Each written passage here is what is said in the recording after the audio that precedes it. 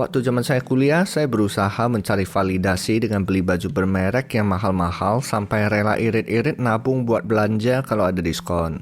Kalau pakai baju bermerek, saya baru merasa keren, pede, dan dikagumi orang. Harga diri saya dipengaruhi validasi orang dan dipengaruhi baju. Mungkin kamu pernah ngalamin yang mirip ya.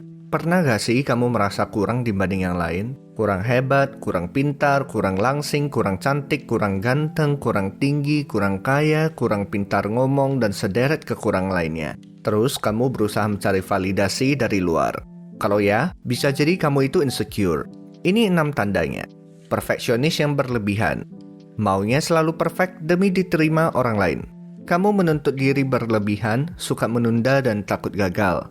Terlalu kompetitif. Apakah kamu suka merasa harus menang dari yang lain? Kalau dalam hal tertentu kamu lebih baik dari orang lain, kamu merasa senang. Tapi, kalau orang lain lebih baik darimu dalam hal tertentu, kamu merasa malu dan terpukul. Harga dirimu terbentuk dari gabungan antara pandangan orang lain dan prestasimu. Gak enakan. Susah nolak orang lain dan mengingkari keinginan dirimu sendiri demi nyenangin orang. Cek video kita tentang gak enakan buat solusi mengatasinya. Merasa terasing dan susah nyambung dengan orang lain. Kamu sulit percaya orang lain dan menjaga jarak. Waktu nongkrong dengan yang lain, kamu berimajinasi ada di situasi atau level yang berbeda dengan mereka dan kamu mengangkat nilai dirimu di atas teman-temanmu dalam khayalanmu. Terlalu keras dan kritis terhadap dirimu. Saat kamu gagal atau melakukan suatu kesalahan, suara di kepalamu menuntut bagaikan hakim kejam yang terus mengingatkan kesalahan-kesalahanmu. Suara itu berkata, "Tuh kan, kamu gak layak dicintai, kamu gak bisa, dan kamu pecundang." Mudah tersinggung, gak bisa dibecandain karena bisa langsung marah. Kalau kamu punya tanda-tanda ini, bukan berarti kamu udah pasti insecure ya. Balik lagi, kamu yang paling tahu dirimu. Ngeceknya mudah kok.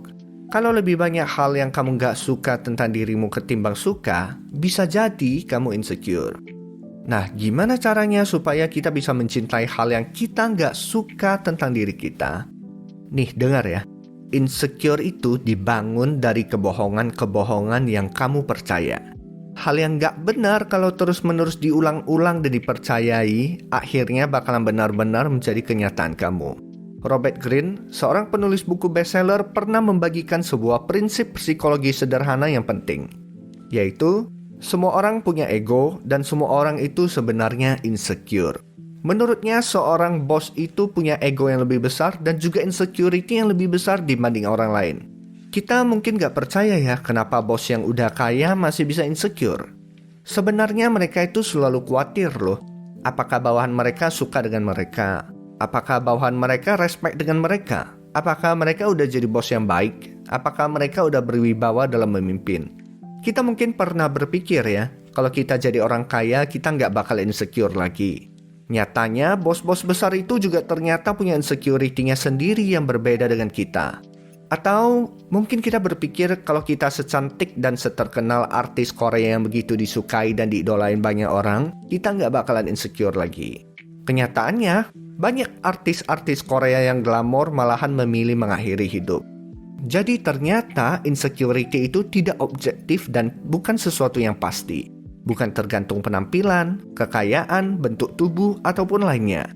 Sesuatu yang tidak objektif bukan kebenaran dan gak layak dipercaya. Gara-gara kita percayai hal itu berulang-ulang, jadinya kita anggap itu sebagai kenyataan kita. Padahal sebenarnya enggak. Solusinya, kita harus program ulang sistem kepercayaan di otak kita. Banyak orang salah langkah dengan berusaha mengubur rasa insecure mereka dan gak berani menghadapi atau mengakuinya. Ini malahan bisa bikin insecure itu makin menjadi-jadi. Mengutip dari buku Awaken the Giant Within oleh Tony Robbins, kita harus tulis segala kekurangan dalam diri kita. Pakai kata kunci ini. Aku itu enggak. Aku paling gak bisa. Setelah kamu tulis, investigasi secara objektif dan kritis kekurangan itu. Misalnya, kalau kamu berkata, aku paling gak bisa seni. Pertama, pertanyakan dari mana asal pikiran itu. Mungkin dulu ada orang yang menghina hasil karyamu dan ngatain kamu gak punya bakat, sehingga itu melekat di pikiranmu dan menjadi jati diri yang kamu percaya. Nah, gali lebih dalam siapa orang yang mengatakan itu. Apa hasil karya mereka? Apa mereka benar-benar seorang ahli yang kompeten di bidang itu? Apa mereka sendiri pun gak bisa gambar, gak bisa foto, dan hanya berniat menjatuhkanmu dengan mulut usil mereka? Contoh lain buat yang cewek. Biasanya insecure-nya soal penampilan. Aku itu gak cantik. Pertanyakan, apa dulu pernah ada orang yang ngomong begitu ke kita, makanya terus melekat di hati dan kita jadi percaya? Siapa yang ngomong? Kompetensinya apa? Apa mereka sendiri juga udah cantik banget dan gak ada cacat celahnya dan gak ada satu orang pun yang gak suka dengan mereka? Oke lah, seandainya pun mereka memang cantik banget. Belum tentu di mata orang lain pun begitu. Mana ada sih satu selebriti di dunia ini yang gak ada hatersnya? Sesempurnanya manusia, tetap aja bakalan ada yang gak suka. 계속 망설을 남겨도 돼. 이런 거 왜 남기시는 거예요? 아까 전에 못생겼다 그랬어요. 아니 Setelah kamu mempertanyakan sumbernya, investigasi pula akurasinya. Buktikan pemikiran-pemikiran tersebut salah dengan hasil nyata yang pernah kamu alami. Contoh, pikirkan sebuah proyek yang tadinya kamu pikir gak bakalan sanggup kamu kerjain, tapi ternyata bisa juga. Atau kamu yang tadinya udah putus asa gak bakalan ada yang mau menggaji kamu, ternyata bisa dapat kerjaan juga. Pikirkan pujian yang pernah kamu terima. Setiap malam sebelum tidur, ingat-ingat kembali setiap pujian dan pencapaian yang kamu terima di hari itu. Teknik cookie jar yang pernah kita bahas bisa membantumu di sini. Linknya ada di sudut kanan atas dan juga ada di akhir video ini. Setelah kamu investigasi pikiran-pikiran tadi yang membentuk gambar diri yang salah, saatnya kamu gantikan dengan kepercayaan yang baru. Kalau kamu berkata, aku gak bakalan bisa sukses karena aku terlalu muda. Atau, aku gak bakalan bisa sukses karena aku seorang perempuan. Ganti dengan kepercayaan, karena aku masih muda, aku punya banyak kesempatan dan sumber daya yang gak dimiliki orang yang lebih tua. Karena aku perempuan, aku punya peluang yang gak dimiliki laki-laki. Terus, cari bukti-bukti buat membackup mindset baru ini supaya kamu bisa mulai percaya. Kamu bisa lihat contoh orang-orang yang sukses di usia muda, entah sebagai YouTuber, pengusaha, bahkan ada yang udah jadi pejabat, dan sebagainya. Selain itu, anak muda itu lebih melek teknologi yang tentunya bakalan membuat potensi sukses lebih besar lagi. Begitu pula mindset tentang perempuan. Validasi kepercayaan baru kamu dengan mencari contoh wanita-wanita yang sukses di bidangnya. Ternyata kan, usia muda dan gender nggak menjadi penghambat mereka. Bukti-bukti inilah yang bisa membuat kita mulai percaya dengan mindset baru kita. Next, jangan membanding-bandingkan diri dengan orang lain. Tiap orang punya kekurangan, kelebihan, insecurity-nya masing-masing. Stop main sosmed, karena di sosmed itu kebanyakan orang cuma posting yang bagus-bagusnya aja, seolah-olah mereka itu hidupnya selalu bahagia dan sempurna. Padahal semua yang jelek-jelek disembunyikan dan gak bakalan diposting. Bener gak? Kamu juga gitu kan? Hayo. Kebanyakan main sosmed hanya bakalan bikin kamu iri dengan kepalsuan orang lain dan mengasihani dirimu. Percaya deh, kamu bakalan jauh lebih bahagia kalau nggak main sosmed. Mulailah lebih memperhatikan dirimu dan merawat diri seperti berolahraga, makan makanan sehat, cukup istirahat. Bukan buat pamer atau diakui orang, tapi murni buat nunjukin ke diri kalau kamu cinta sama dirimu. Tindakan-tindakan kecil ini bakalan menjadi afirmasi yang membuat dirimu sendiri yakin kamu itu berharga. Penyebab insecure bisa dua. Satu dari luar yang bisa kita ubah, misalnya keadaan ekonomi yang pas-pasan bikin orang merasa insecure.